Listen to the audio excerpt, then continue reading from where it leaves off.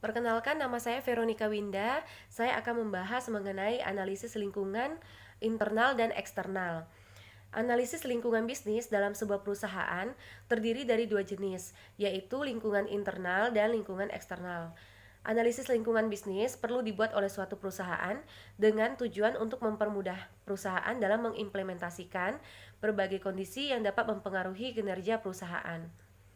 Lingkungan bisnis dalam suatu perusahaan dapat dianalisa menggunakan analisis SWOT, yaitu Strength, Weakness, Opportunity, dan Threat.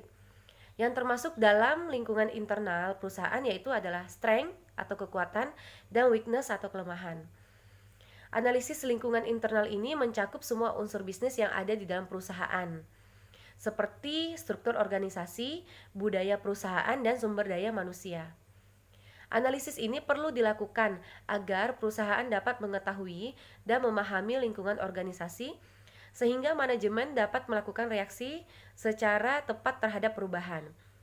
Selain itu, manajemen perusahaan mempunyai kemampuan merespon berbagai isu kritis mengenai lingkungan yang mempunyai pengaruh cukup kuat untuk perusahaan. Lingkungan eksternal terdiri dari opportunity atau kesempatan dan threat atau ancaman.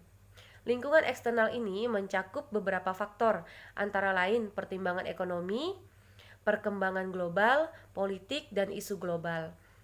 Analisis lingkungan eksternal perlu dibuat agar perusahaan dapat memiliki kedudukan yang kompetitif agar tidak kalah bersaing dengan perusahaan lain sebagai kompetitor. Untuk kasus seperti ini, isu wabah virus corona juga dapat menjadi salah satu yang dapat mempengaruhi lingkungan perusahaan dari segi lingkungan eksternal. Sekian penjelasan dari saya, terima kasih.